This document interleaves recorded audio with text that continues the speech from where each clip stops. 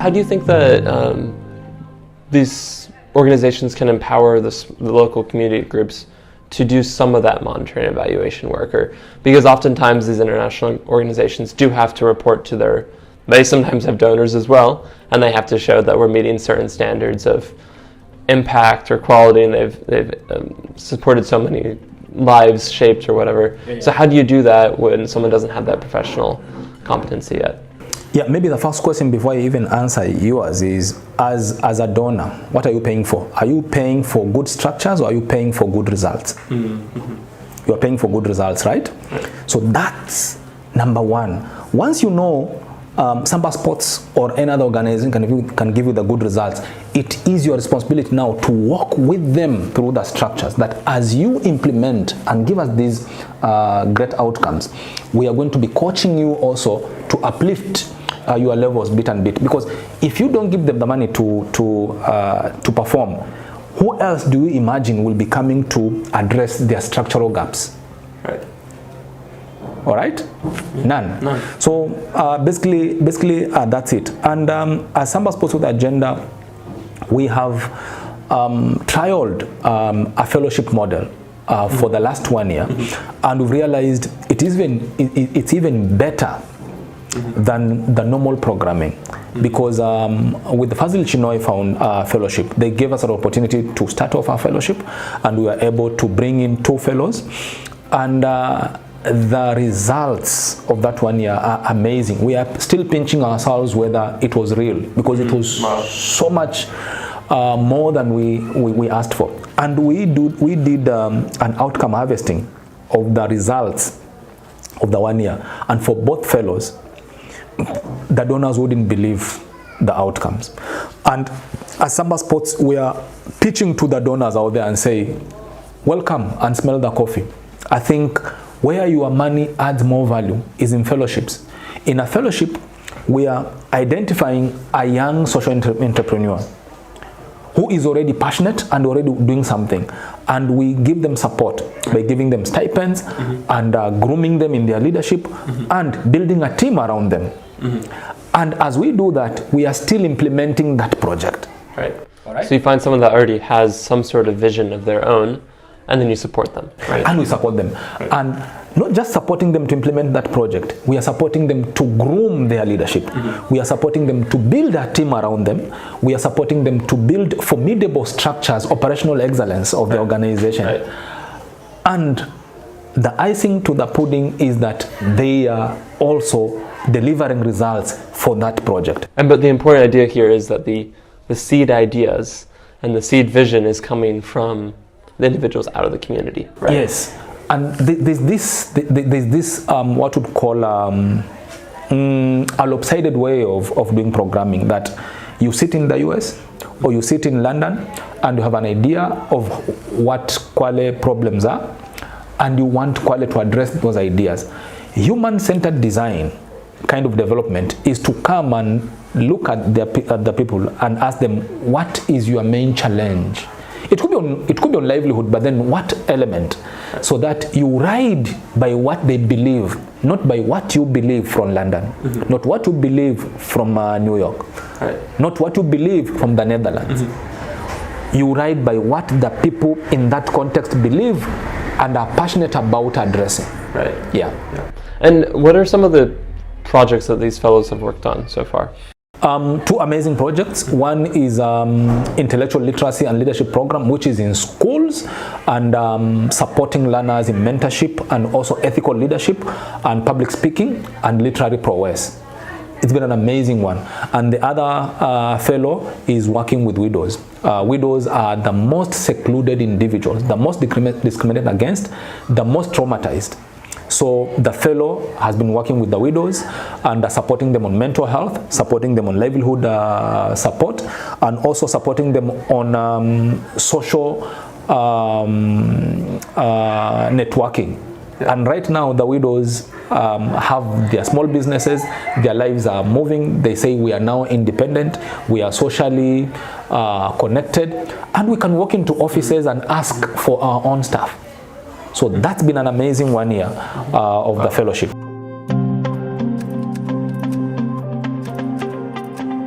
through the support of Fazil Chinoy Fellowship, we were able to select 2 fellows, one being Mwanasha Gaserego and the second one being Nuri, Amani.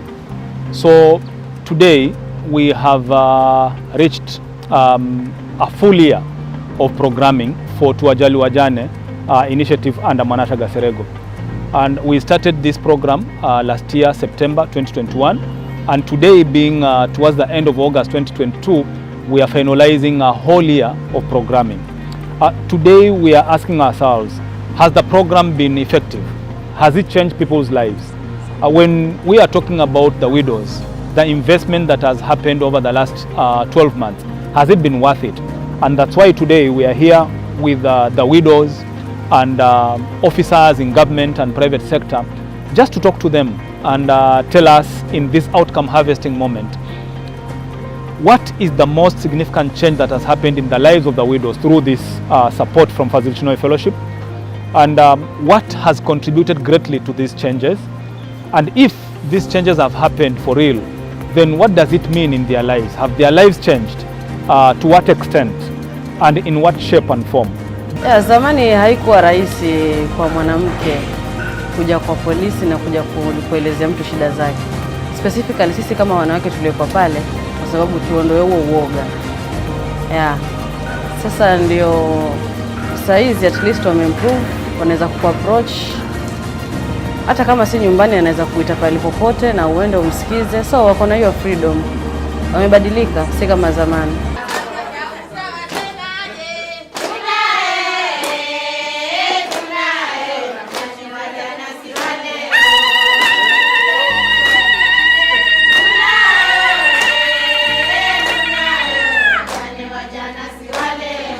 At the beginning, when we started engaging with the widows, they were not even able to express themselves. They were very shy, and coming to the office has been very difficult.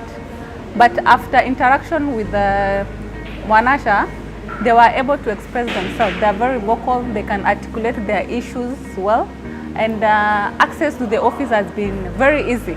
They can now come to the office and get access to the services that the government provides.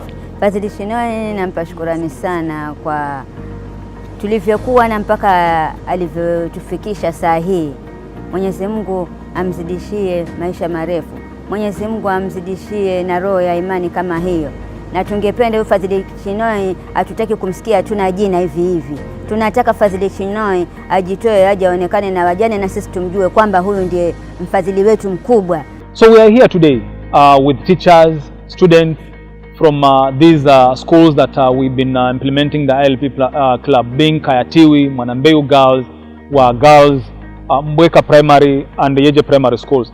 And we want to ask ourselves, what has been the most significant change in the lives of these students? And for the teachers to tell us what has been their observation of the challenges before this program, and also what do they observe that has been changed in the lives of these students through this program. And also we want to understand what has contributed greatly to this change, these positive changes. And after that, we also want to know what does it mean with these changes? Has it improved the lives of the students? Has it improved probably the work of the teachers? Is it maybe heralding a better life in the future of the students? Intellectual literacy and leadership program, since it came to our school, it has brought a huge change. It has taught me on how to have that unity, on how to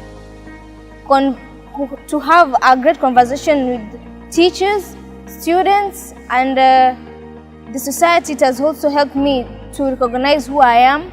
ILP has been a program which has really improved the current issue that we are having, because one, when it comes to discipline issues, ILP program has given the students, some of the students, opportunity to be exposed or to interact with other students, and then when they see how other students behave and they get information from other schools, and the way those the way that information or how the other schools are doing in terms of their performance, they realize that they have to change also in their discipline in order for them to improve in their academics. So it has exposed them in terms of debate contest, in terms of public speaking, And then they've also been exposed to different areas in Kwale, especially that there are times they can be taken out of the school compound and they can learn. Secondly, about time management, there is a mentorship program whereby the project managers, they bring people from outside to talk to the students, which has really improved. Through these essays, you get to know a lot of vocabularies, a lot of new words, so which they are going to improve in your literacy and also English speaking. The biggest change that has occurred in my life as part now, I can say intellectual leadership, literacy and leadership program, it has really transformed me into another person. I see myself as a greater leader in life because it has helped me gain confidence of myself and believe in myself much more.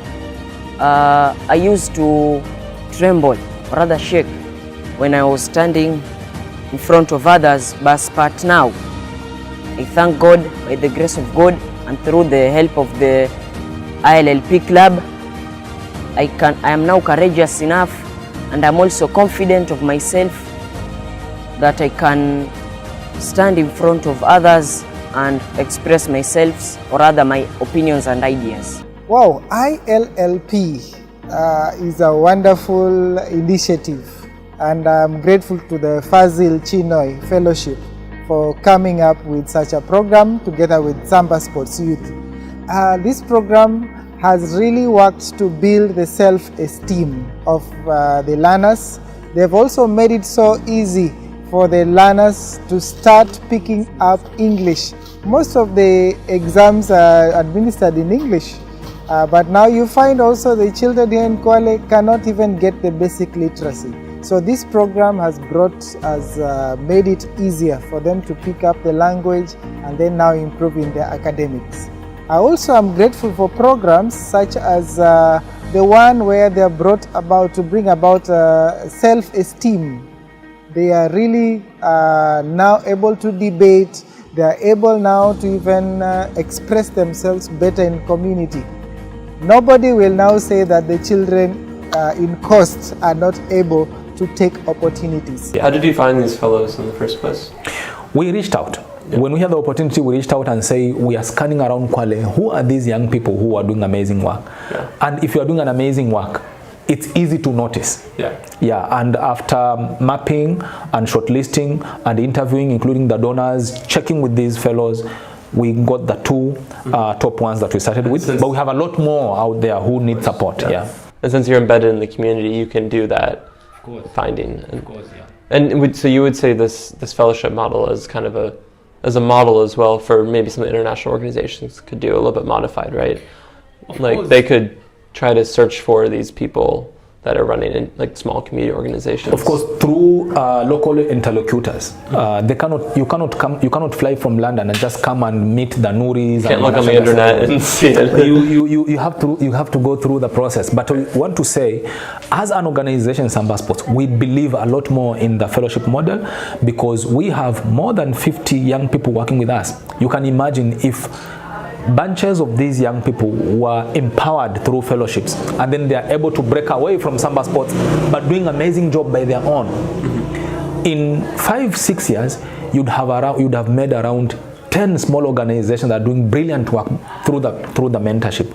Wow. So that's the kind of situation we are looking at. Of course, we appreciate the project funding, but we feel a lot more excited that the fellowship model would do a lot more good in the entire coastal region than just funding projects. This is an initiative that serves over 821 widows in Kwale County.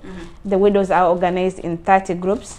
We have 15 of these groups in Sambweni location, and we have other 15 groups in Mivumoni location. And all these groups are supported by the Fazil Chinoy Fellowship, where I'm a fellow. But the Fazil Chinoy Fellowship came to complement the work that I was already doing, having just completed first year of this particular initiative through the fellowship. And I'm very grateful to Samba Sports Youth Agenda and all stakeholders or working with me in this particular project and mentoring me, working with me through this particular journey? I think if you speak about Amani Nuri over the last 1 year, Yeah. you can't remove Fazil Chinoy Fellowship out of the equation. And it's that element in that equation that you just can't afford to say, let's leave it for a bit. The Fazil Chinoy Fellowship has had huge impact in my life, and not only helping me understand that the value of humanity is beyond explanation, and also having people who say, I'm willing to give whatever I have in charity to help other people. So for me, it has also helped me understand that in what I get, I don't have to use it all by myself, the other people. And for me, I think it's a value that I've also picked, charity, helping other people, where I can. And speaking of also how it has changed me as an individual is how I relate with other people. Because someone who does not know who you are, where you come from, but just your story is enough. I think I'm getting emotional. is enough to say we're going to trust you to run this kind of program, support you, and impact other people. I think that is huge, and it has helped me understand that you don't have to know a person as an individual.